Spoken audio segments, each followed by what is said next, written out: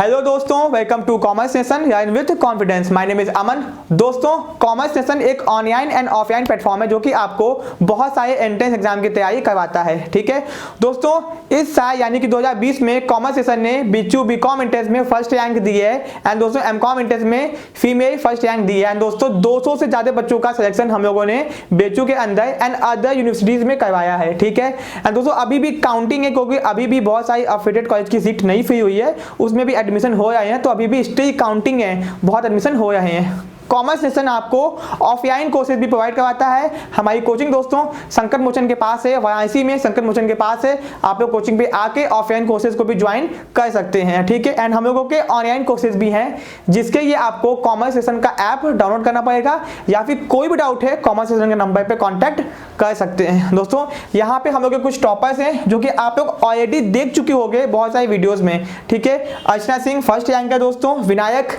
जया निगम, आकांक्षा and दोस्तों stay counting बहुत सारे ये बीकॉम के हैं। हम लोग एमकॉम को देखते हैं दोस्तों।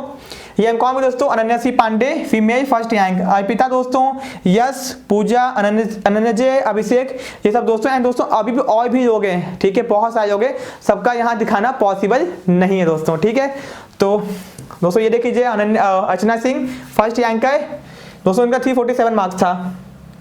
दोस्तों आप लोग कॉमर्स सेशन का अगर आप लोग ऑफलाइन कोर्स ज्वाइन करना चाहते हैं तो ऑफलाइन कोर्सेज को भी ज्वाइन कर सकते हैं। एक बार आप लोग केवल विजिट कीजिएगा ऑफलाइन कोचिंग में। ठीक है, आप लोग आके एक बार डेमो क्लास भी वहां पे कर सकते हैं। ठीक है दोस्तों, कॉमर्स नेशन जो आपको कोर्स प्रोवाइड करता है उस कोर्स में आपको मिलता क्या क्या है, बहुत बच्चे डाउट में हैं कोर्स में क्या क्या मिलता है दोस्तों। तो यहाँ पे आप देखिए कोर्स में आपको क्या क्या मिलता है।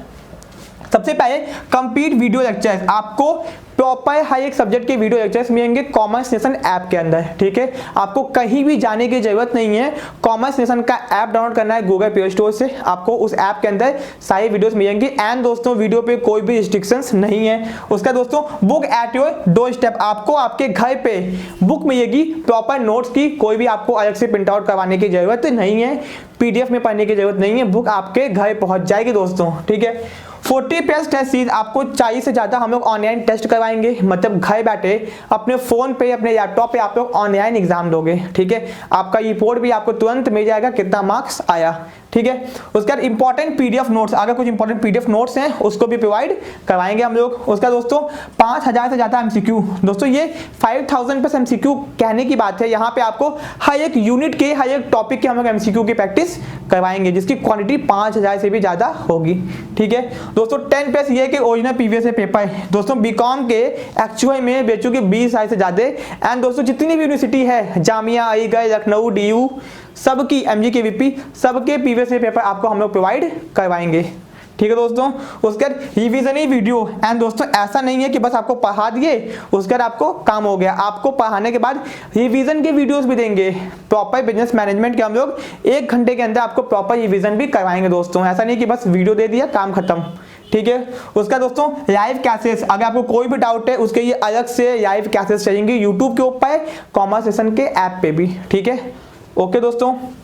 व्हाट्सएप ग्रुप दोस्तों गर्ल्स के और बॉयज के लिए अलग अलग व्हाट्सएप ग्रुप है, आपको वहां पे ऐड किया जाएगा, जो भी डाउट है वहां पे आप पूछ सकते हो।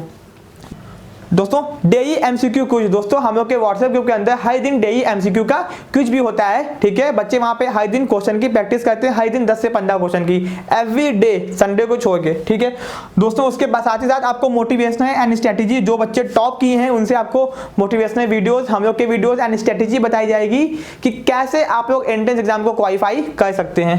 उसका दोस्तों वेल क्वालिफाइड टीचर, दोस्तों जो भी टीचर आपको मिलेंगे वो वेल क्वालिफाइड होंगे, बीकॉम, एमकॉम एंड नेट भी क्वालिफाइड टीचर मिलेंगे, सीए आपको मिलेंगे टीचर्स, यहाँ पे सीएस मिलेंगे। ठीक है, उसका दोस्तों 24/7 सपोर्ट, कोई भी दिक्कत है कोई भी डाउट है हमारे कॉन्टैक्ट नंबर पे कॉन्टैक्ट कीजिए, किसी भी यूनिवर्सिटी से रिलेटेड आपको डाउट है आप पूछ सकते हैं, कोर्स से डाउट है पूछ सकते हैं। ठीक है, उसके बाद अदर यूनिवर्सिटी प्रिपरेशन, आप लोग बीएचयू की जो बच्चा तैयारी करेगा उसको अदर यूनिवर्सिटी की तैयारी अपने आप हो जाएगी, मतलब कि MGKVP, इलाहाबाद, लखनऊ सब जगह की वो लोग जहां भी कॉमर्स का क्वेश्चन आता है आप लोग कर लोगे। ठीक है, कोई दिक्कत नहीं होगी।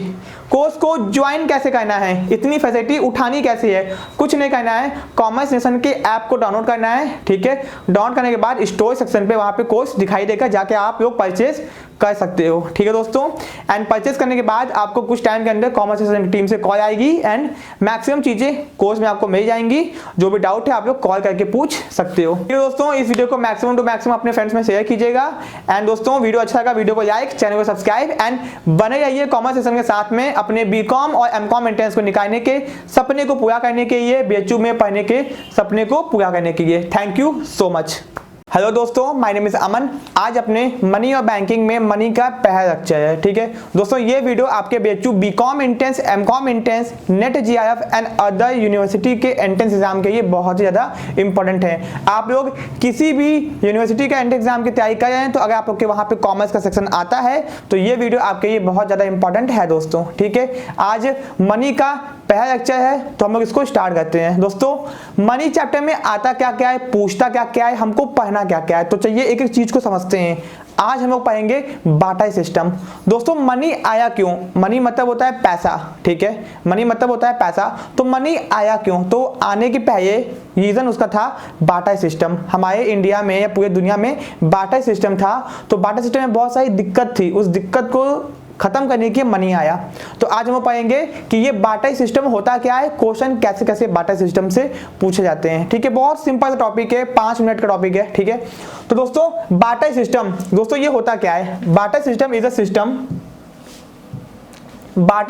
System of exchange in which one commodity is exchange for another commodity. मतलब जब हम लोग किसी एक सामान से बदले दूसरे सामान को एक्सचेंज करते हैं तो उसको बार्टर सिस्टम कहते हैं। दोस्तों सिंपल भाषा में आज हम लोग क्या करते हैं, अगर आपको कोई सामान चाहिए, आपने किसी दूसरे से सामान को एक्सचेंज किया सामान के बदले में, तो उसको बोलते हैं बार्टर सिस्टम।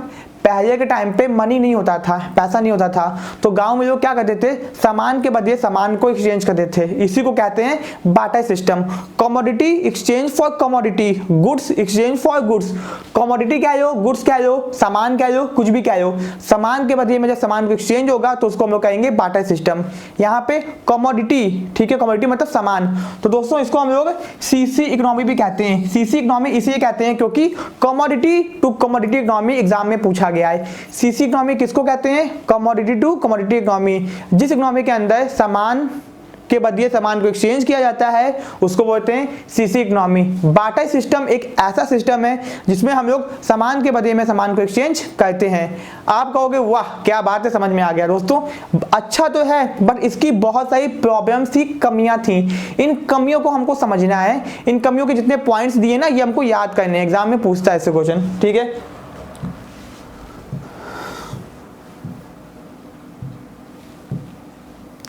दोस्तों पहला जो कमी है उसका नाम है डबल कोइंसिडेंस ऑफ बॉन्ड्स। दोस्तों डबल कोइंसिडेंस ऑफ बॉन्ड्स, दोस्तों इसका क्या मतलब होता है? यहाँ पे देख लीजिए, डबल कोइंसिडेंस ऑफ बॉन्ड्स, इसका क्या मतलब है?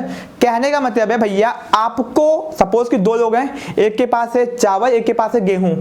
ठीक है, अब भैया किसको चावल ही चाहिए, इसको गेहूं ही चाहिए, ये महीना बहुत मुश्किल है ना। आज के टाइम पे किस बंदे को कौन सा सामान चाहिए, आपको उससे वही सामान एक्सचेंज करना है, ये पॉसिबिलिटी बहुत कम है। तो कोइंसिडेंस इस बात का मैच करना कि आपको वही सामान चाहिए, उसको वही सामान चाहिए, आपके पास वही सामान है, उसके पास वही सामान है, जो कि एक्सचेंज करना है, ये कोइंसिडेंस है एंड ये पॉसिबिलिटी बहुत कम होती है। तो lack of double coincidence of bonds, कि भैया दोनों बंदों को जो सामान एक्सचेंज करना है, क्या वही सामान एक्सचेंज करना है, ये जो कोइंसिडेंस है ये होना बहुत कम पॉसिबल होता है। तो बार्टर सिस्टम इसलिए काम नहीं कर पाता। तो पहली अपनी कमी है lack of double coincidence of bonds. इस पॉइंट्स को आप लोग याद रखेंगे, ध्यान से देखिएगा, lack of double coincidence of bonds. दोस्तों यहाँ पे आपको मैं एग्जांपल भी दिखाता हूं। ठीक है, ठीक है, अब दोस्तों यहाँ पे एक एग्जांपल देख लीजिए। ठीक है, for example the exchange of goods can only, ठीक है, the exchange of goods can only take place between Mister M and Mister N in case Mister N require that goods that Mister M is selling. मतलब भैया जो M बेच रहा होगा और N को वही चाहिए होगा, तभी तो ये पॉसिबल होगा ना। इसको चाहिए कुछ और, इसको चाहिए कुछ और, तो भैया पॉसिबिलिटी नहीं है। तो दोनों को, जो इसके पास है जो इसके पास है, वही एक्सचेंज करना है, होना चाहिए, तभी कोइंसिडेंस होगा। और ये कोइंसिडेंस होता ही तो बहुत कम है ना। ठीक है, इसीलिए जब कोइंसिडेंस बहुत कम होता है तो प्रॉब्लम आती है lack of double coincidence of bonds, क्योंकि यहाँ पे 2 लोग होते हैं। ठीक है, तो इस पॉइंट्स को आप लोग याद रखिएगा। ठीक है, अब दोस्तों हम लोग आते हैं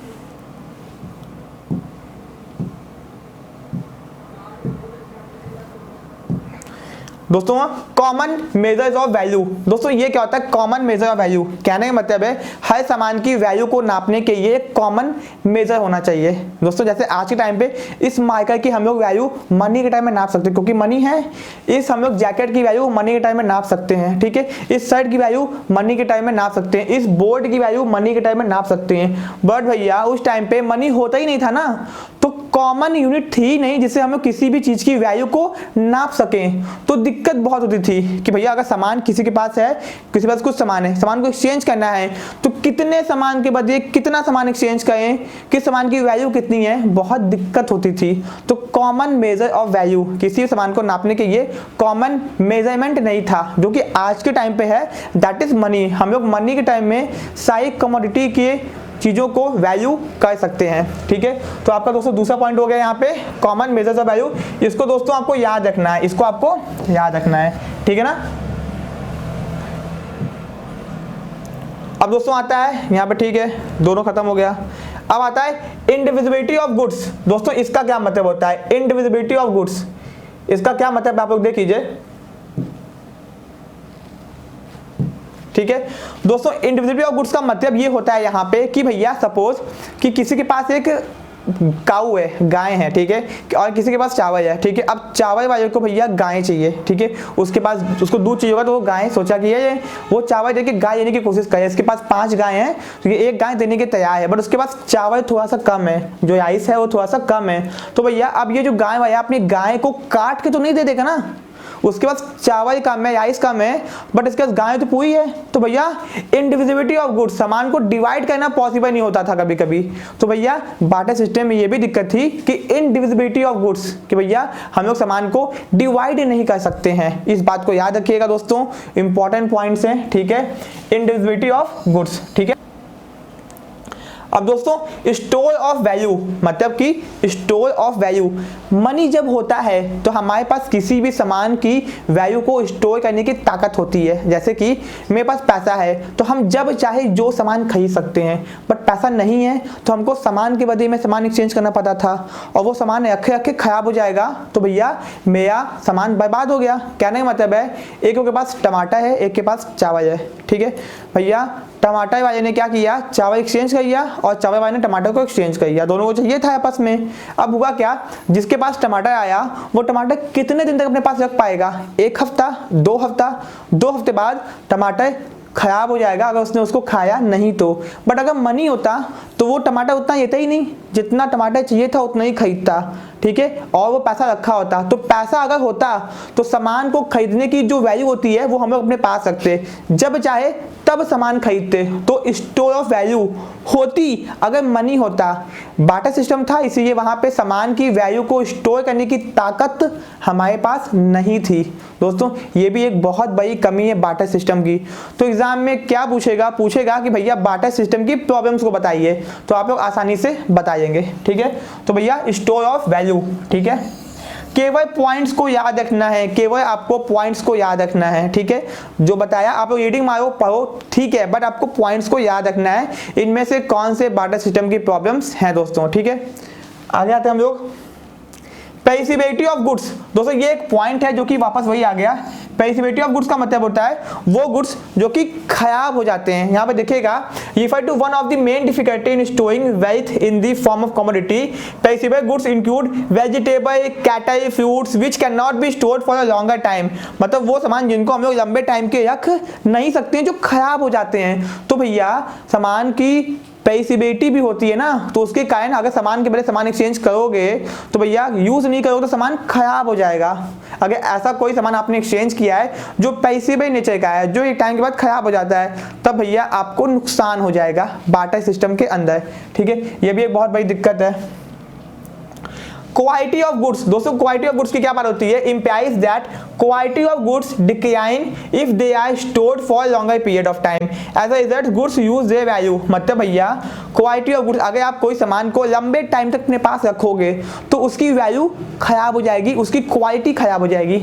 ये पॉइंट आपको बुक्स में नहीं दिखाई देगा, ये पॉइंट थोड़ा सा नया है कि भैया सामान की जो क्वालिटी होती है बार्टर सिस्टम में वो कम हो जाती है, क्योंकि अक्खे सामान की क्वालिटी खत्म होने लगती है, डिक्लाइन होने लगती है। तो ये भी बार्टर सिस्टम की दिक्कत है। मनी होता तो हम लोग सामान खरीदते नहीं, जब काम पड़ता तब सामान खरीदते, तो हमारे सामान की वैल्यू डिक्लाइन कम होती। ठीक है। उसके बाद दोस्तों स्पेस फॉर गुड्स, भैया स्पेस फॉर गुड्स का मतलब होता है सामान को रखने की जगह। रिफर टू दोस्तों इसको देख लीजिए, refer to the fact that storing value in the form of commodity such as cattle gain require a lot of space.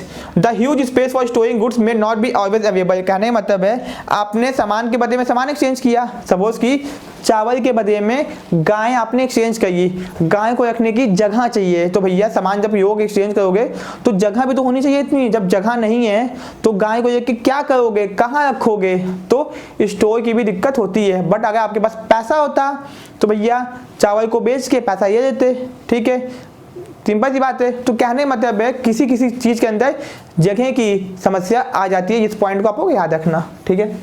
उसके बाद दोस्तों एक्सपेंसेस ऑन गुड्स, ये क्या है, constitute the main difficulty in storing value in the form of commodity. Generally storing commodity such as cattle involve high cost, मतलब जानवरों को रखने पे बहुत ज़्यादा खर्चा आता है। This is because of the reason that one has to spend a lot of procuring feed, क्योंकि उनको हमको खिलाना पिलाना पड़ता है कैटल को, एंड उनके हाइजीन का ध्यान रखना पड़ता है। तो दोस्तों भैया हमको क्या करना पड़ता है यहाँ पे बार्टर सिस्टम के अंदर, अगर हमने कुछ ऐसा सामान एक्सचेंज किया है सपोज कि कैटल वोटल, तो हमको उसके ऊपर खर्चा भी करना पड़ता है एक्स्ट्रा। क्या फायदा, ये भी एक बहुत बड़ी बार्टर सिस्टम की दिक्कत है कि हमको गुड्स के ऊपर भी खर्चा करना पड़ता है। ठीक है। उसका दोस्तों ये एक इंपॉर्टेंट पॉइंट है डिफर्ड पेमेंट, इसको याद कर लो, रट्टा मार लो कि बार्टर सिस्टम में हमको फ्यूचर में पेमेंट करने में दिक्कत होती है। फ्यूचर में पेमेंट करने में दिक्कत होती है। सपोज कि बार्टर सिस्टम है आज के टाइम पे, मेरे घर पे कोई आया, वो काम किया, मेरे घर की छत को बना दिया, मैंने उसको बोला देखो भैया मेरे खेत में टमाटर उग गए हैं, ठीक है, टोमेटोज, मैं तुमको 1 महीने बाद जब उग जाएंगे तो तुमको दे दूंगा फ्यूचर में। तो जो काम किया वो सोचा कि भैया टमाटर तो अच्छे खासे बड़े बड़े उगेंगे, हमको फायदा है। तो भैया जब 1 महीने बाद वो आया टमाटर लेने के, ये टमाटर छोटे छोटे उगे, तो भैया उसको अच्छा नहीं लगा, वो सोचा कि भैया हमको तो बड़े टमाटर सोचे थे, छोटे टमाटर उग गए, अब क्या करूँ मैं। तो भैया फ्यूचर में पेमेंट करने में दिक्कत आती है बार्टर सिस्टम के अंदर। ठीक है। अगर मनी होता तो आज दो, कल दो, पैसों दो, नैसों दो, कोई दिक्कत नहीं है। बट बार्टर सिस्टम में दिक्कत आती है फ्यूचर में पेमेंट करने में। फ्यूचर में क्या दोगे, उसकी वैल्यू घट गई तो, वो क्वालिटी का सामान नहीं बना तो बहुत सारी दिक्कत है ना। तो आपको करना क्या है, only you have to remember all the points कि बार्टर सिस्टम होता क्या है। बार्टर सिस्टम को सीसी इकोनॉमी भी कहते हैं। इसके प्रॉब्लम्स क्या क्या हैं, ठीक है ना, लैक ऑफ कॉमन मेजर, ठीक है ना, lack of double coincidence of wants, ठीक है ना, ये सब चीजें आपको याद रखनी है। एक एक पॉइंट्स को केवल याद रखना है, बस कहानी खत्म। ठीक है दोस्तों, आई थिंक कि सारे पॉइंट्स खत्म हो चुके हैं, अब कुछ बचा नहीं है।